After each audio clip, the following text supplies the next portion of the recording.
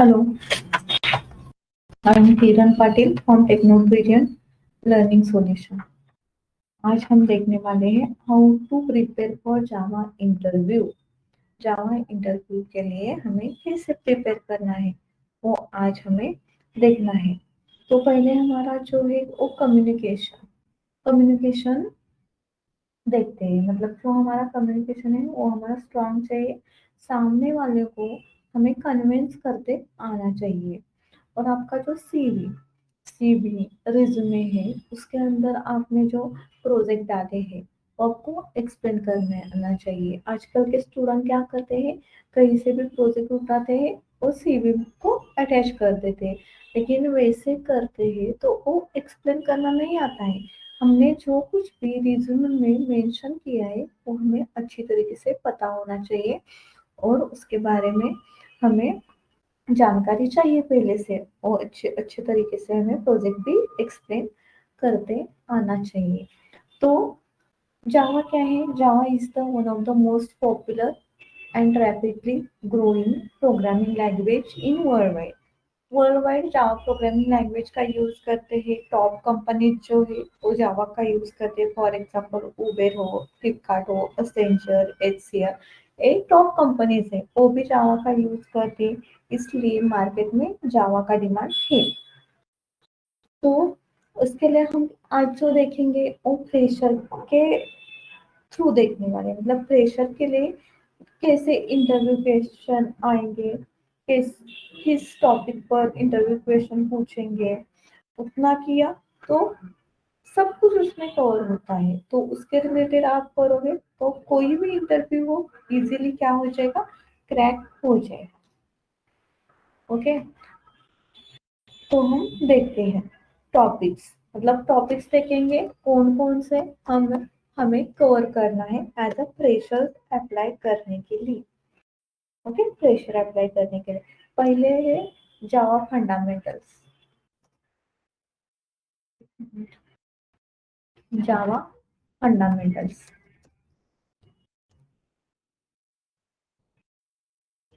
Okay, उसके अंदर जावा fundamentals के अंदर बेसिक्स पहले आता है। बेसिक्स। ओके, पहले क्या आता है, बेसिक्स। बेसिक्स बेसिक्स में है वेरिएबल्स है, उसके बाद डेटा टाइप्स है, टाइप कास्टिंग है, ये बेसिक्स में आता है। वेरिएबल्स के बाद डेटा टाइप्स, डेटा टाइप्स के बाद टाइप कास्टिंग। टाइप कास्टिंग ये सब कुछ किस में आता है, जावा फंडामेंटल्स में आता है, बेसिक्स में। उसके बाद आपको लर्न करना चाहिए उप्स कंसेप्ट, ये इम्पोर्टेंट है। कोर जावा में उप्स कंसेप्ट इम्पोर्टेंट है। ओके, उसके अंदर उप्स कंसेप्ट में आपको पूछे जाएंगे क्वेश्चन किसके ऊपर, क्लास क्या है, ऑब्जेक्ट क्या है, उसके बाद कंस्ट्रक्टर क्या है, ये आपको प्रैक्टिकली भी दिखाने को बोल सकते हैं। और थेरोटिकल भी आपको उसके ऊपर क्वेश्चन पूछ सकते हैं। Okay, this keyword, super keyword, इस कीवर्ड के बारे में भी आपको पूछ सकते हैं। उसके बाद उसमें आते हैं पिलर्स पे। 4 पिलर्स हमारे पास है, उसमें पॉलीमॉर्फिज्म आता है, उसके अंदर ओवर ओवरलोडिंग आता है, उसके बाद ओवरराइडिंग आता है। ओवरराइडिंग ये भी है, ओवरराइडिंग आता है।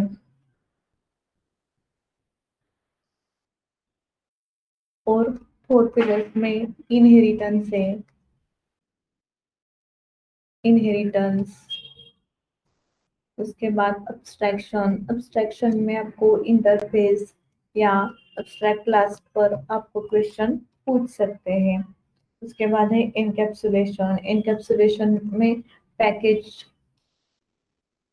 रिलेटेड आपको क्वेश्चन भी पूछ सकते हैं, पैकेज का स्कोप वगैरह इससे पूछ सकते हैं। ये उप्स कंसेप्ट मतलब फर्स्ट वाली थिंग है जावा फंडामेंटल्स में, बेसिक्स में आपको ये करना पड़ेगा, उप्स कंसेप्ट में ये करना पड़ेगा। तो ये आपका उस कंसेप्ट तक आया। उसके बाद आपको लर्न करना है वो है स्ट्रिंग।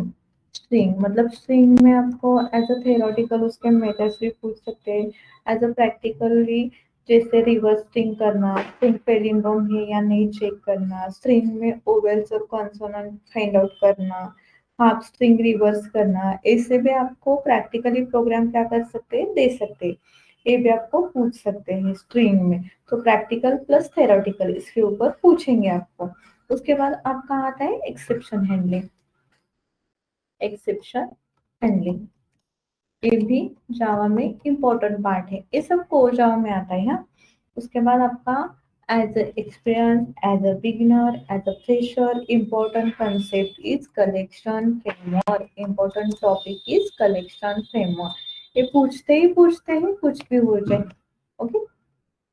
उसके बाद मल्टी थ्रेडिंग, इसके मल्टी थ्रेडिंग मतलब ज्यादा कुछ पता नहीं हुआ तो भी चलता है, लेकिन मल्टी थ्रेडिंग क्या है, थ्रेड कैसे क्रिएट करते हैं, स्टार्ट कैसे करेंगे, स्टॉप कैसे करेंगे, और कुछ डिफरेंसेस है वो पता हो तो भी चलता है।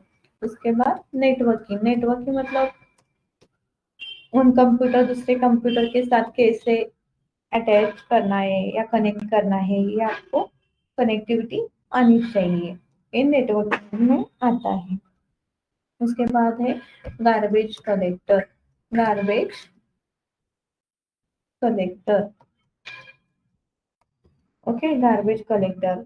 जेवीएम इंटरनल्स, जेवीएम इंटरनल्स मतलब आपको जेडीके क्या है, जेआरई क्या है, जेवीएम क्या है, ये सब पता होना चाहिए। मेमोरी के बारे में थोड़ा सा पता होना चाहिए। वो गार्बेज कलेक्टर में आता है, जेवीएम इंटरनल्स में आता है।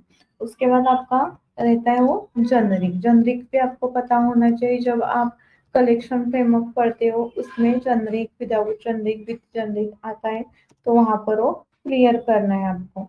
और जो है एनम, एनम भी आपको आना चाहिए।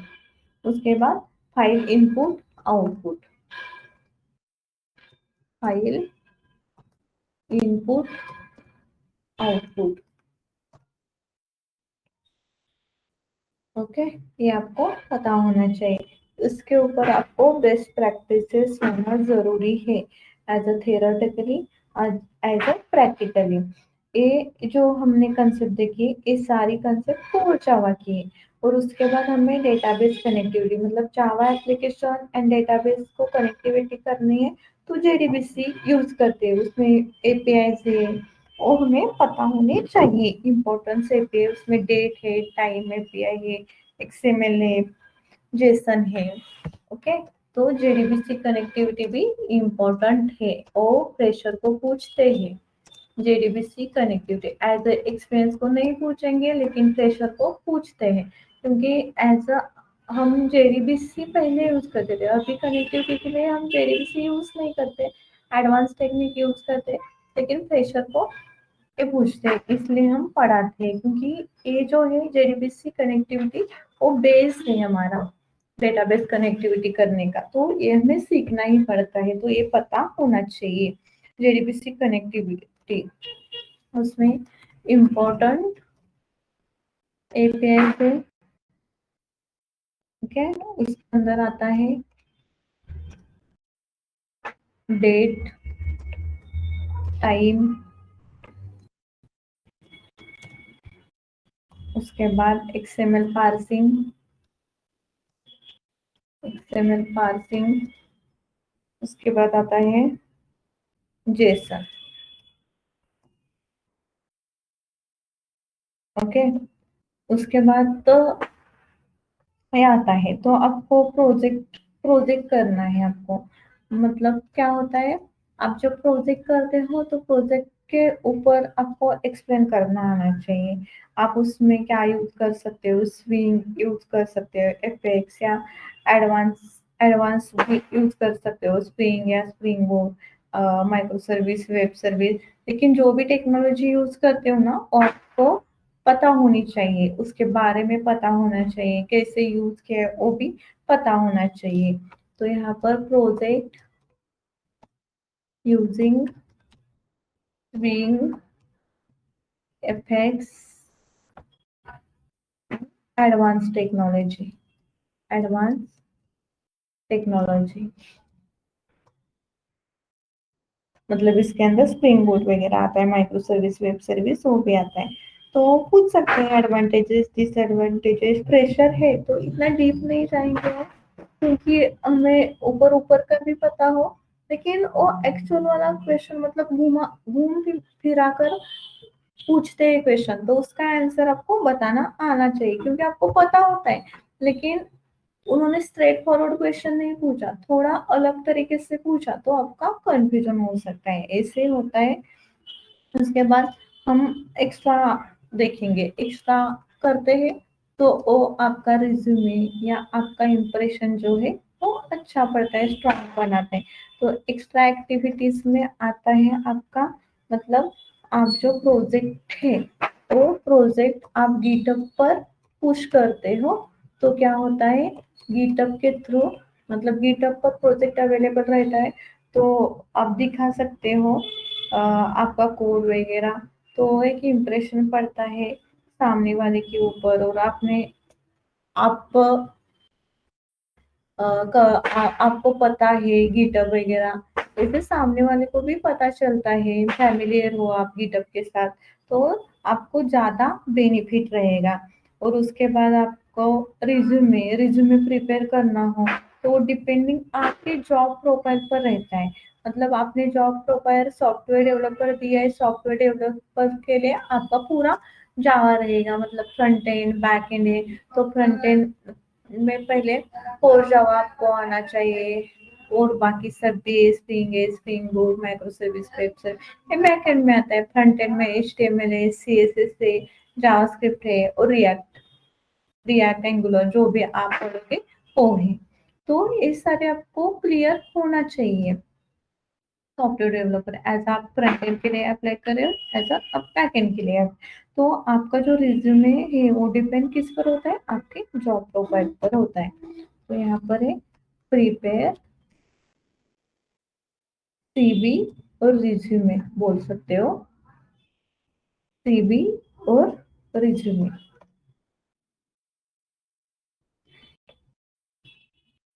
Depending upon job profile, depending upon job profile.